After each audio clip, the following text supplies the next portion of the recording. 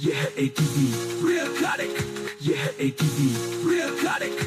पिछले 2 पार्ट्स में हमने जाना था इंडस वैली सिविलाइजेशन के बारे में, और उससे पहले हमने प्री हिस्ट्री और स्टोन एजेस की कहानियों को समझा था। अब हम आपको लेकर चलेंगे एक और अत्यंत महत्वपूर्ण युग की ओर, वैदिक पीरियड की तरफ। क्या आप तैयार हैं? तो चलिए हमारे साथ इस सफर पर निकलते हैं। हर दिन हर पल बढ़ते रहना, मंजिल मिलेगी बस चलता रहना। अंधेरों से रोशनी तक का सफर ATV बनेगा उम्मीद का असर, जो गिरा उसे उठाए, जो थमा उसे चलाए। ATV दिल से जुड़े। इंडस वैली सिविलाइजेशन या हड़प्पन सभ्यता, वो महान नागरिक सभ्यता जो अनाज की भूमियों पर पली फूली, जब अपनी छाया खोने लगी, तब भारत के इतिहास में एक नए प्रभात का उदय हुआ। ये था वैदिक युग। वेदा संस्कृत शब्द जिसका अर्थ है ज्ञान, नॉलेज, और आर्य का मतलब था महान, नोबल वन। ये वो लोग थे जिन्हें इतिहासकार कहते हैं the author's of the Vedas. Magadh और कुरु के दिल तक पहुंचने से पहले ये आर्य कहां से आए थे? इस सवाल का जवाब आज भी इतिहास के पन्नों में गुम है। किसी ने कहा ये सेंट्रल एशिया से आए। वे अपने साथ घोड़े और रथ लेकर आए और अफगानिस्तान के रास्ते भारत पहुंचे। यह सिद्धांत हालांकि विवादित है, क्योंकि कुछ हालिया आनुवंशिक अध्ययनों ने यह भी दावा किया कि आर्य भारत के मूल निवासी हो सकते हैं, न कि बाहरी आक्रमणकारी। लेकिन सभी सहमत थे एक बात पर, जब ये सिंधु और सरस्वती की घाटी में आए तो भारत के इतिहास ने एक नया अध्याय शुरू किया। The land of 7 rivers.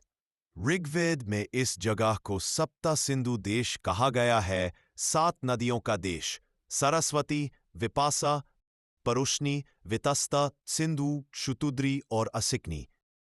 Rigveda में सिंधु का नाम सबसे अधिक बार आया है, लेकिन सरस्वती सबसे पवित्र मानी गई, जिसको रेफर किया गया मातेतमा, देवीतमा, नदीतमा जैसे नामों से।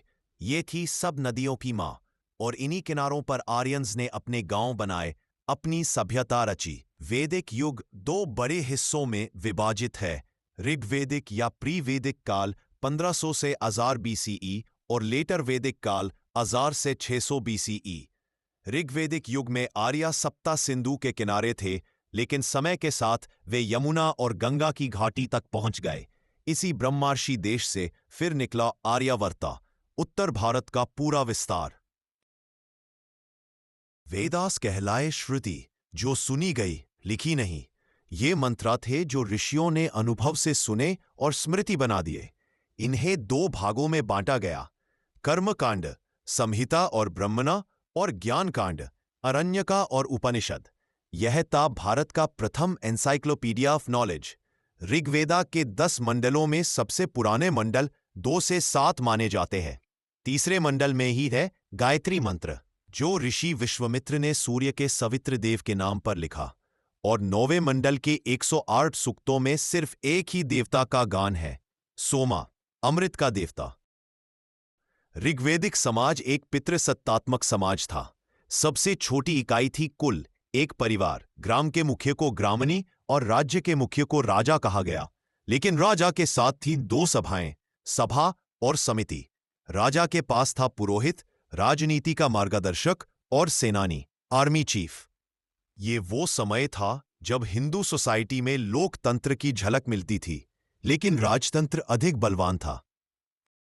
ऋग्वेद में एक प्रमुख युद्ध का उल्लेख मिलता है, दशाराजन्य युद्ध, 10 राजाओं का युद्ध।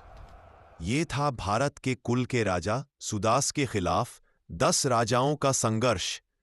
युद्ध परुष्णी नदी के किनारे हुआ, जो आज की रवि नदी है।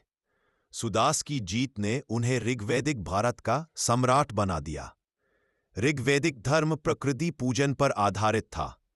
देवता 3 श्रेणियों में बांटे गए, आकाश के वरुणा, मित्र, सूर्य, अंतरिक्ष के इंद्र, रुद्र, और पृथ्वी के अग्नि, सोमा। इंद्र सबसे महान देव माने गए, पुरंदरा नाम से, जिसका मतलब है फोर्ट्स डिस्ट्रॉयर।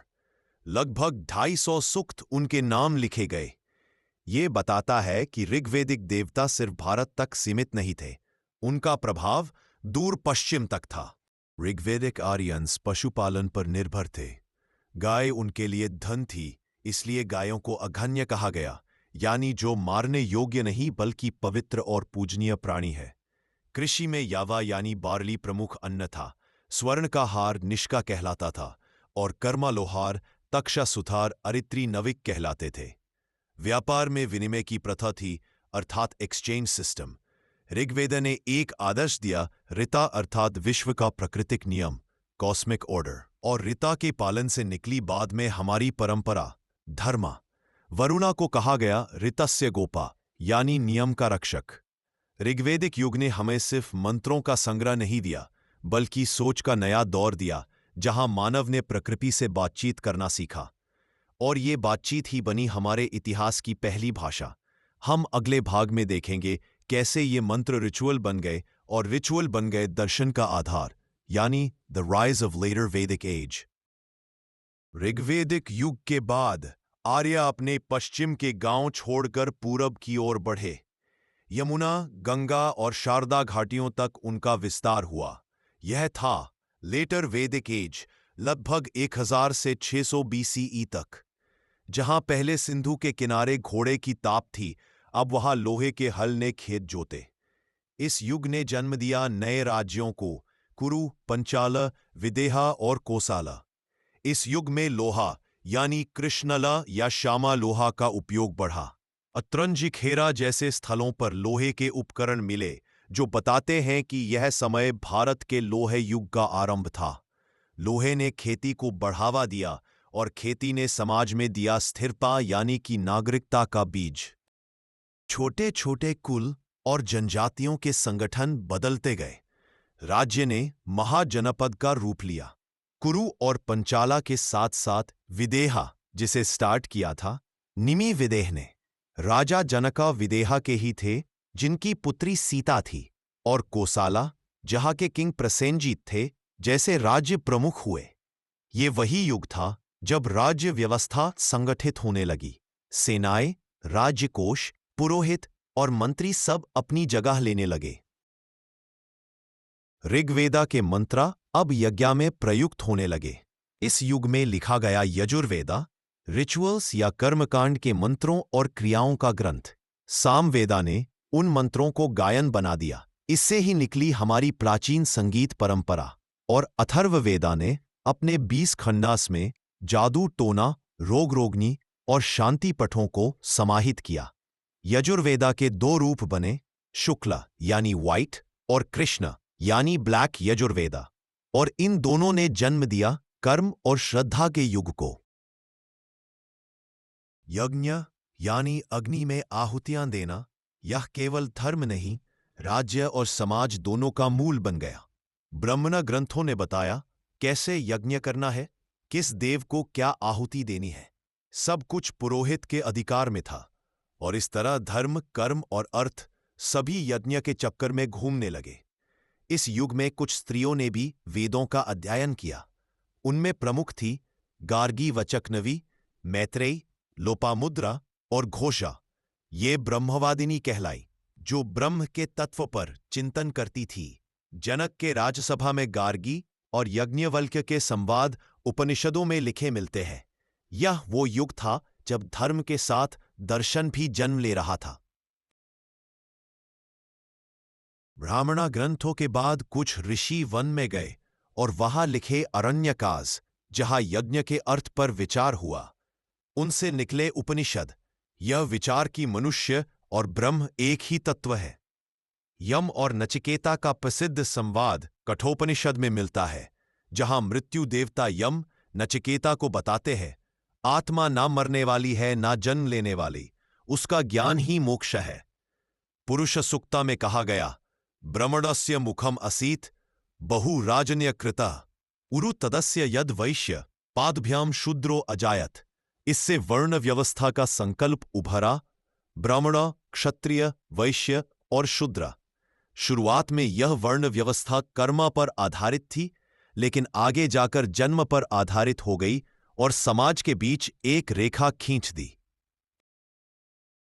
उपनिषदों ने मानव जीवन के 4 आश्रमों का संकल्प दिया: ब्रह्मचर्य, गृहस्थ, वनप्रस्थ और संन्यासा। और इन आश्रमों के साथ आया पुरुषार्थ का सिद्धांत: धर्म, अर्थ, काम और मोक्ष। ये था एक पूर्ण जीवन दर्शन, जहां व्यक्ति केवल जीता ही नहीं, सोचता भी था क्यों जीता है। ऋग्वेदिक युग में देवता प्रकृति थे, लेकिन लेटर वैदिक युग में मानव अपने अंदर के देव को ढूंढने लगा। यज्ञ का अग्नि अब बाहर से अंदर जला, और इस युग ने दिया भारत को दर्शन, जहां ब्रह्म और आत्मा एक हो गए। गुरुकुल प्रथा इसी युग में विकसित हुई। ऋषियों के आश्रम तक्षशिला, मिथिला और काशी ज्ञान के केंद्र बने। यह सभ्यता सिर्फ धार्मिक नहीं थी, बल्कि तर्क, दर्शन और विज्ञान में भी समृद्ध थी। इस प्रकार वैदिक युग ने भारत को दिया देवताओं का ज्ञान, समाज का संरचना और दर्शन का बीज। ये था वो युग जहां मानव ने प्रश्न करना सीखा, और प्रश्न ही बने हमारे ज्ञान का आधार। अरे सो गए क्या? अब तक हमने देखा आर्यों का आगमन, उनका समाज, उनकी नदियां, उनके वेद और उनका दर्शन। लेकिन अब वक्त है उन सब यादों को एक बार फिर से जीने का, एक क्विज कथा के रूप में। बताओ, आर्य शब्द का अर्थ क्या है? ऋग्वेद के अनुसार आर्य का मतलब है नोबल या ग्रेट बॉर्न। सांसत्य के गुणों को दिखाता है, ना कि जाति को। चलो अगला प्रश्न, वेदास कितने हैं? 4।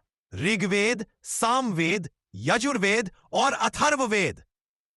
अब बताओ, वेदों के कितने भाग होते हैं? बताओ।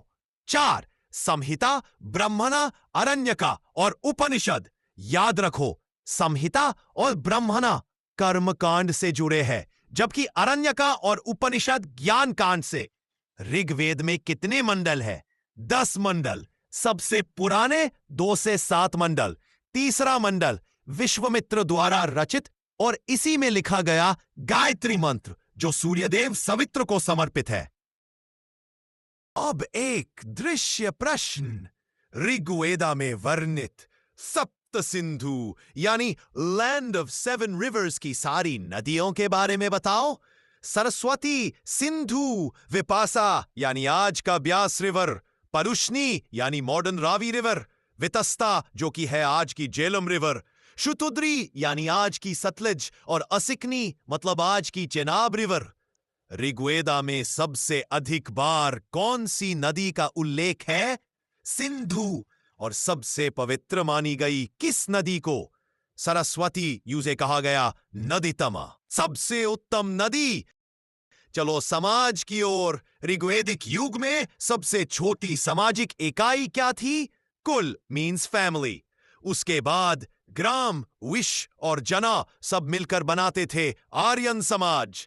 क्या तुम जानते हो इस युग में पिता को बच्चे बेचने का अधिकार था? ऋग्वेदा के वरुण सूक्त में इसका उल्लेख है। सबसे महत्वपूर्ण व्यवसाय क्या था? गोपालन, कैटल रियरिंग। गाय को कहा गया अघन्या यानी जिसे मारा ना जाए। यावा का अर्थ याद रखो, बार्ली यानी जौ, मिश्का गोल्ड नेकलेस। बाद में मौर्यंस का गोल्ड कॉइन भी निष्का कहलाया, कंफ्यूज मत होना। और तक्षा मीन्स कारपेंटर। ऋग्वैदिक युग में सबसे प्रमुख देवता कौन थे?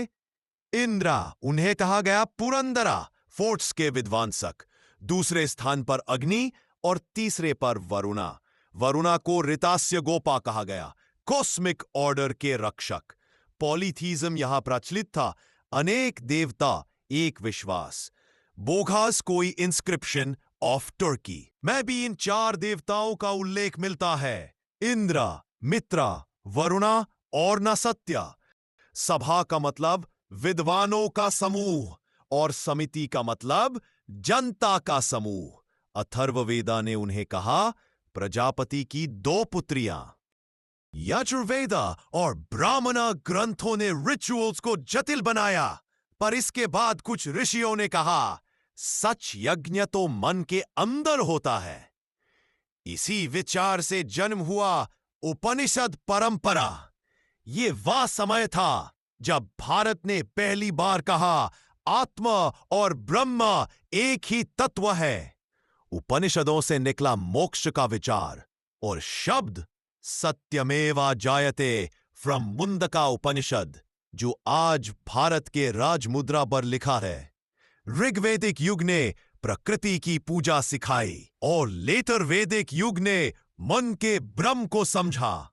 यही है भारत की सबसे बड़ी विरासत, बाह्य से अंतर का सफर।